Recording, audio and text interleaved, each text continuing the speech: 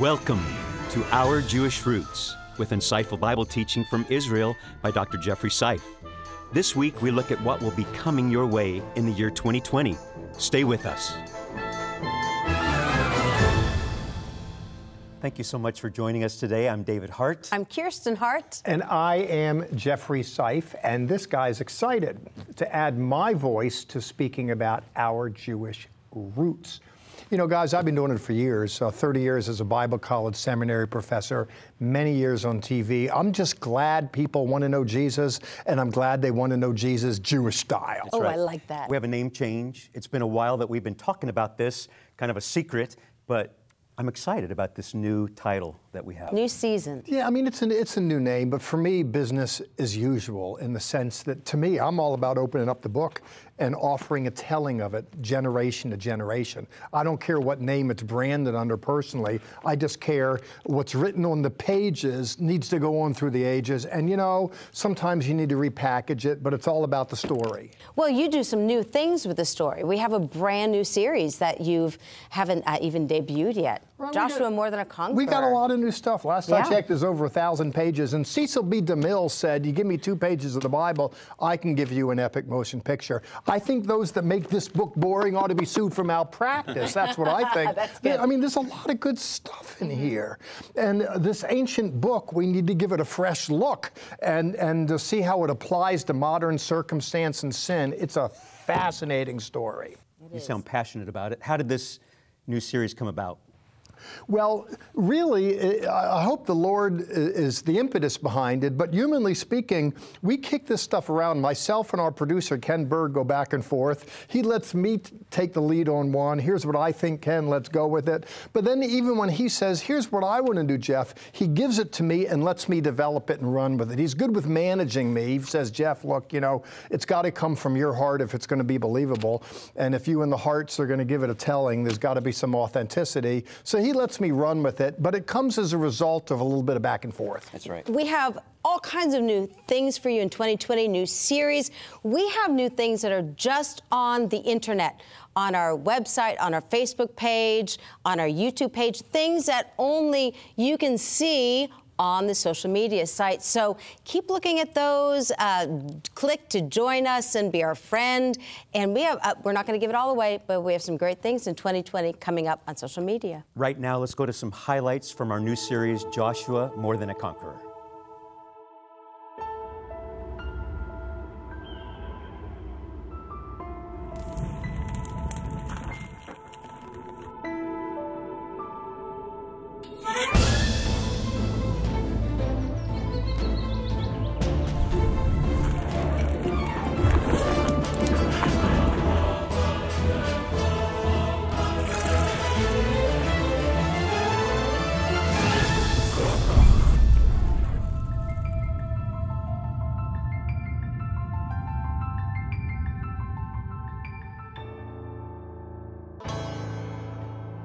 What happened at Mount Sinai was a miracle. A personal message to Moses, inscribed in stone by the very finger of Adonai. Days later, it's left me wondering, still searching for words to explain our journey on the Mount.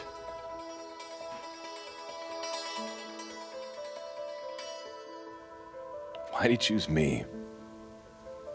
He could have chosen any of the elders. Gershom, Eliezer. There was this thick cloud that covered us. For 6 days, nothing could be seen. And all the more I wondered why he'd chosen me. As though Moses gets all the attention initially, and rightly so as the principal leader. He had an assistant. His name was Joshua. Interesting fellow, to be sure. His name was Hosea originally, but his name was changed from a word for salvation to Jehoshua, that is, God is salvation. And he was going to learn that. Interesting word in Hebrew. In Greek, salvation, sozo, means save, it means heal, be made whole, put back together again. The word Yeshua, or Joshua in Hebrew, It means to heal. It means to deliver. It means to redeem, to save. And Joshua was all that. And in so doing, he led Israel. And he indeed was more than just a conqueror, though he was that, to be sure. It's been a miraculous journey. The Jordan River has dried up to facilitate its crossing. The mighty walls of Jericho have fallen down, and now, with heaven-sent cunning, Joshua leads his men to yet another victory at the city of Ai. Ai went up in flames, finally. Israel got burned beforehand, however, and in another sense, and I'm going to tell that story here today. It's a tragic story, actually. Victory's one thing, defeat's another. In the Bible, we get a little bit of both. Actually, in the scripture, if you look at the miraculous victories so far, the parting of the sea, the Jordan, the Israelites crossing through, yes, that's 17 verses for that. If you look at the miracle in the war at Jericho, a sum total of 27 verses for that. The Battle of Ai, a small city, it shouldn't have taken much. It was a tragedy, 81 verses by my reckoning for that in the Hebrew Bible. You know, men, we want the best in life. We feel we don't always get it. We think we go for an ideal. We think we got a raw deal. Get that faith at work and seek the Lord for what He would have you to do, and find the divine strategy He has for you to help you to be the head and not the tail, to be a conqueror and not conquered, to be a victor and not a victim. And you yourself can experience with God how, like Joshua, you can be more than a conqueror.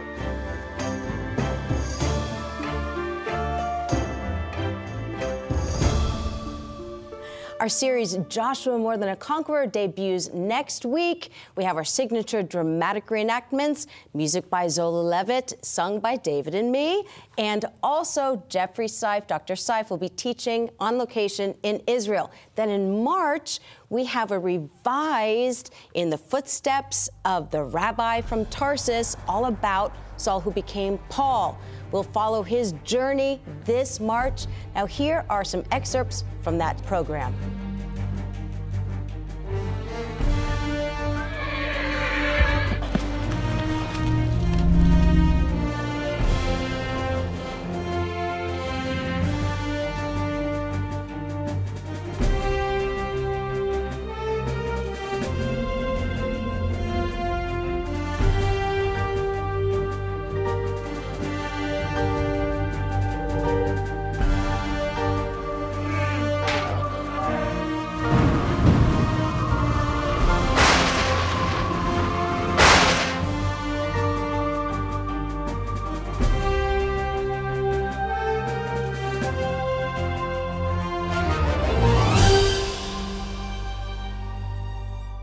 Something strange happened to him on that road to Damascus many years ago. The rabbi from Tarsus traversed the path, and there he was knocked off his horse, floored. He was as good as blind, so much so that he had to get led into Damascus by the hand, and there one of the brethren laid hands on him, and Paul began to see. Oh, but this man didn't just see things materially. He was given a kind of spiritual vision as well, and what he envisioned would change the world.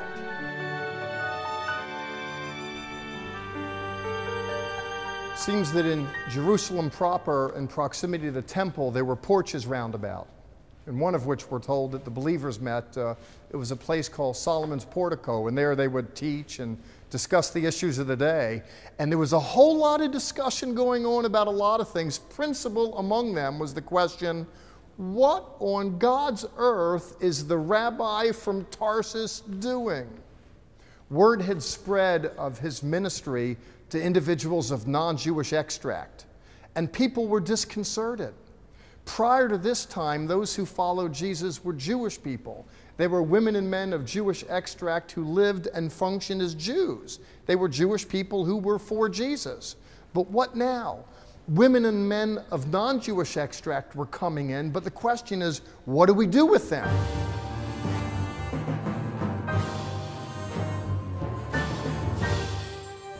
Paul came to Rome as a courtesy of the state. He had appealed to Caesar, and to Caesar he came here in Rome. You'll see some sites behind me. One is an Arch of Constantine, came a bit later. The Forum is in close proximity, as is the Great Colosseum behind, which came a little later as well. But this is Rome. And when Paul was here initially, he came here, as I said, he was transported courtesy of Rome by a centurion. He was under house arrest, and it's from here where he wrote a few epistles. It seems to me that the church has its various traditions, but we do well to open up the primary literature. And therein, when we read Paul's writings, we can sense his heart. Better it is, it seems to me, that we get in touch with what he had to say over and against what the traditions of the day might be. And so for that reason, I advocate that we do well to walk in the footsteps of the rabbi from Tarsus, to read his word and to follow his example, because that is truly where we learn what it means to be Christian.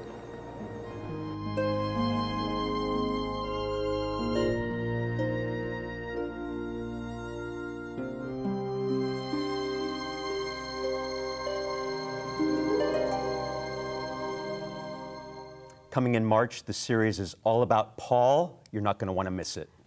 March 30 years ago, you and I were dating. We were. And how we got in touch dating back then was either you waited for a phone call or we wrote letters. I don't think we did many letters. Yeah, I think I remember having a pocket full of quarters to call her on remember those payphones? That's how we got in touch. But now there's this wonderful thing called social media. And this ministry, Our Jewish Roots, has so many outlets. We're on Twitter, we're on Facebook, we have our own YouTube channel. And I just want you to know that there are things on our social media sites that you won't see if you're only watching this program. And we want to show some of those things and those special programs. I have a favorite on social media, the Bearded Bible Brothers. If you haven't seen them, you've got to tune in. They're great. They have insight in a different way. It's really fun. So right now, let's go see some of those excerpts on social media.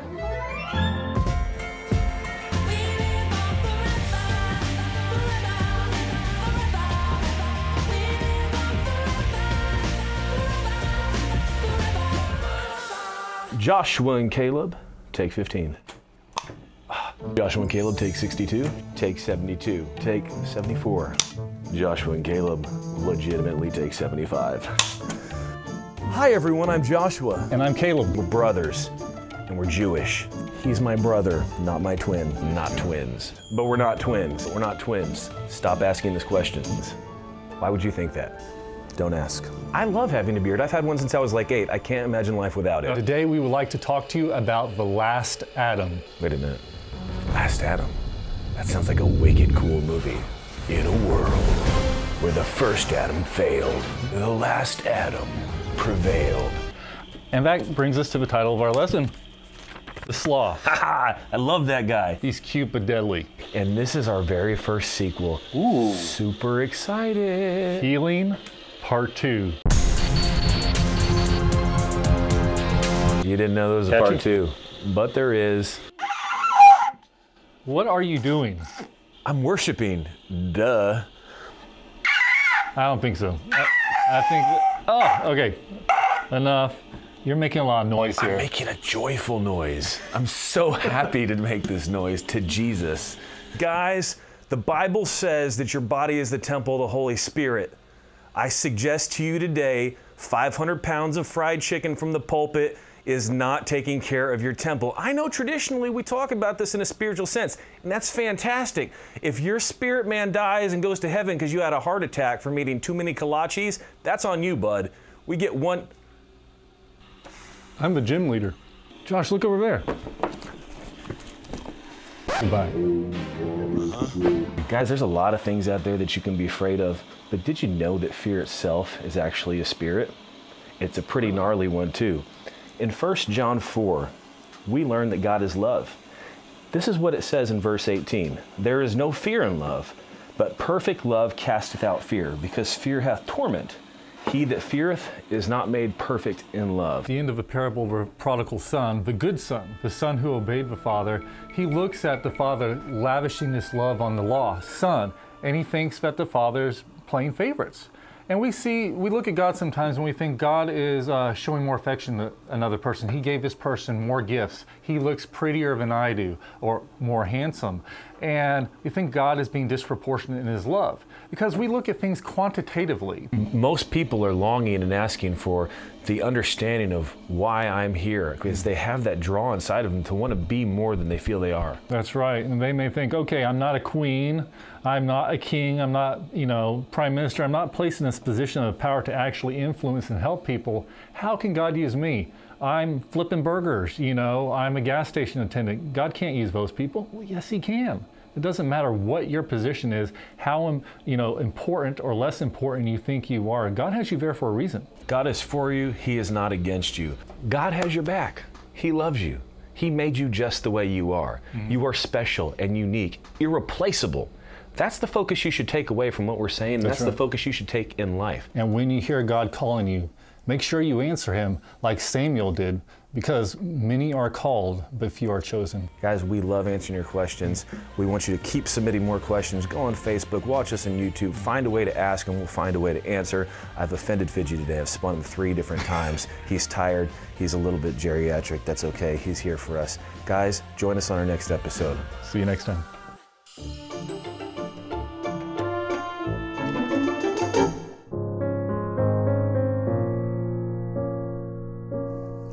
Did Jesus of Nazareth ever claim to be God? He most certainly did. The deity of the Messiah is one of the stumbling blocks that many Jewish people in Israel have a hard time dealing with. But in reality, the deity of Messiah is taught in the Old Testament, Isaiah 9:6. So when God says to the people of Israel, Bitchu ba'Adonai, trust in the Lord, it's not just a trust for now, for a moment, but it is an eternal trust. It is a continuing trust. Bitchu ba'Adonai. We know that he never slumbers nor sleeps who watches over Israel. But do we know that when we're in face of discomfort or danger? I know that there's that moment where you have 10 minutes to phone your family. You can't tell them you're about to go into a very life-threatening situation. You just say, I love you, I'll see you later. And that may be the last call you ever have. But that faith had to become real for me. My challenge is now, will our faith become real as we step into God's prophetic plan unfolding right now?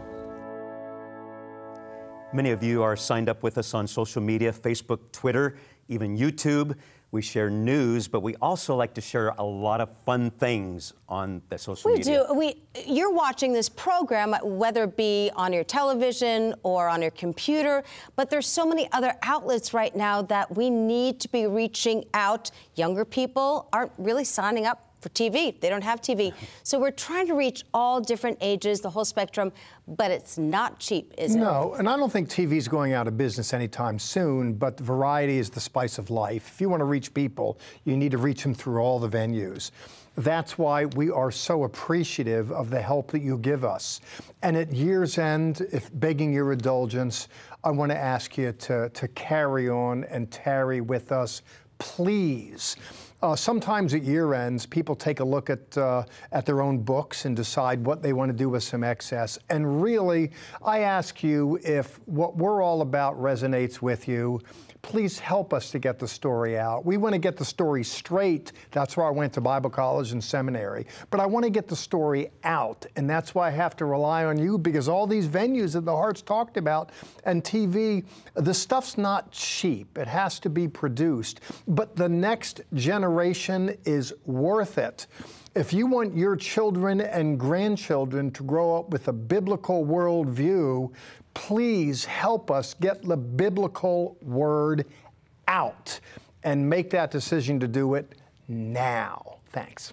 We're also trying to be creative in the new way that we're trying to reach young people. we're trying to do that. Absolutely. We're creative, but also we're not going to forget our founder. His name is Zola Levitt. If you go on our social media sites, we're adding some of his older programs and some of his great teaching. It's all available to you. We want to give you just a little sneak peek into what's available on social media to watch.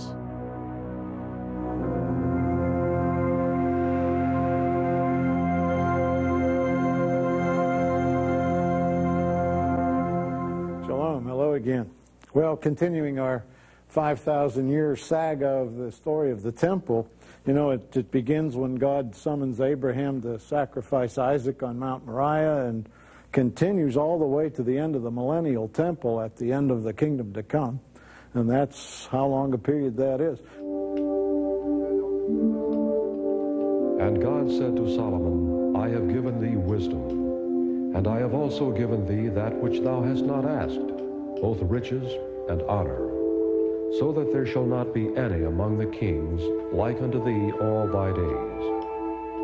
And it came to pass in the 480th year after the children of Israel were come out of the land of Egypt, in the 4th year of Solomon's reign over Israel, that he began to build the house of the Lord. The Bible says days. There's evening and morning, day one. There's evening and morning, a second day, a third day. The Bible uses the word days. If it wanted to use other words, it could have. The Hebrew language at the time of the Bible had other words for time.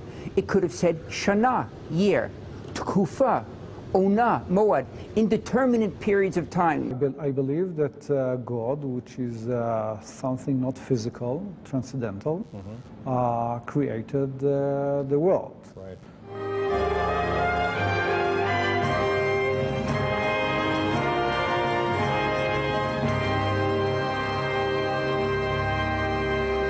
In Acts 1:11, the disciples were assembled with him. He had just given them the command to be his representatives in Judea, Samaria, the remote parts of the earth. And he leaves, and the angels come to them, and 2 men were standing in white apparel, it says, as they watched him ascend. And they said, he'll so come in like manner as you've seen him go into heaven. He'll come back here to this spot. So that is promised. In Psalm chapter 2, the author asks rhetorically, why do the nations rage? And aren't we amiss today with raging people and circumstances?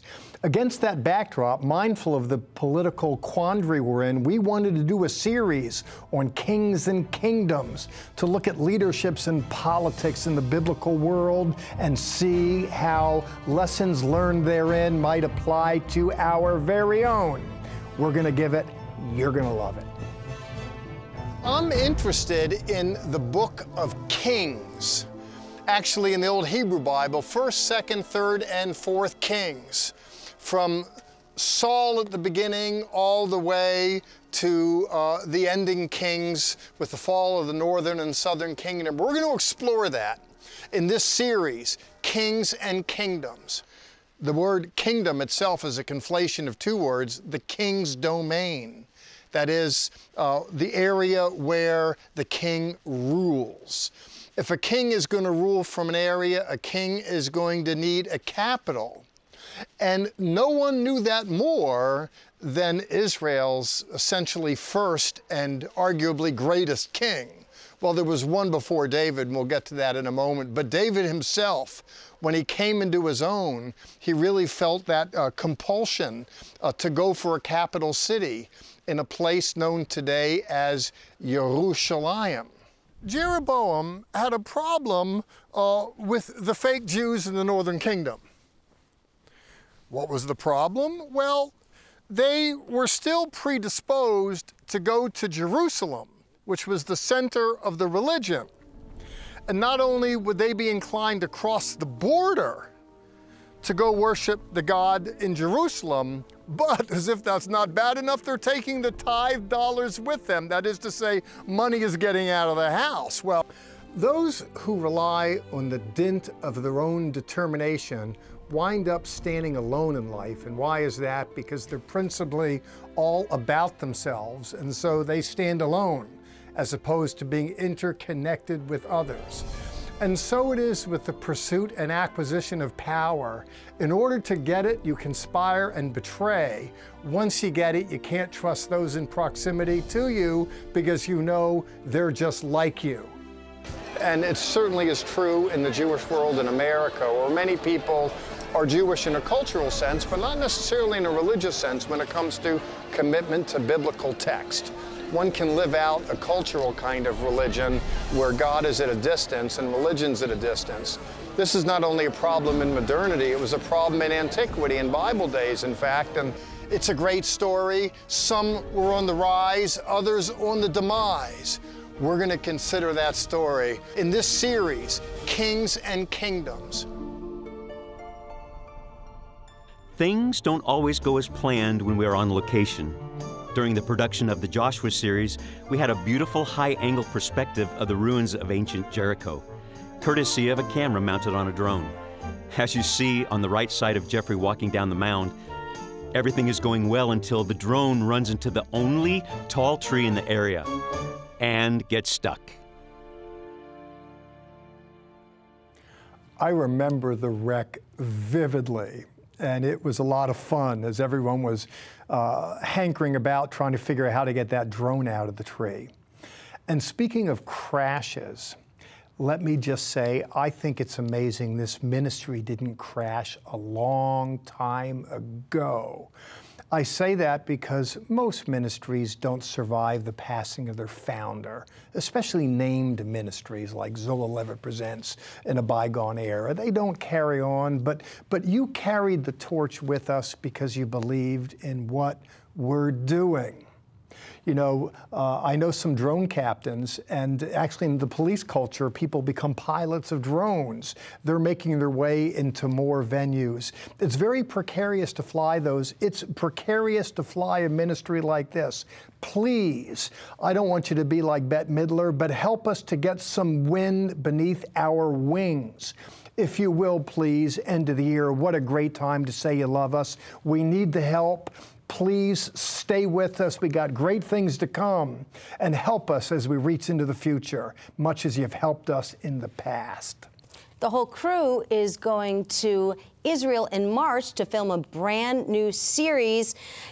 There's a lot that goes into production. We have cameras, we have equipment, we have airplanes, we have hotels. You're going to be there, and a brand new series to film. It is not cheap. I don't know if people think it's just an easy thing to do. If I can add, we have airplanes, yes, but unlike some others, we don't fly private charters. No. We fly coach, coast to coast. Yeah, we're tight. I mean? We're tight back there. We're not like that. They raise tens of millions for all that sort of shenanigans. We don't want that. We just want to get the mission out. We don't need to travel first class. Right. We need the word to keep going out, the Jewish roots of Christianity, which is our heartbeat. Through television, through social media, lots of great ways to do that. Next week, brand new series, Joshua More Than a Conqueror. Please join us. Yes, and as you go right now, Sha'alu Shalom Yerushalayim. Pray for the peace of Jerusalem.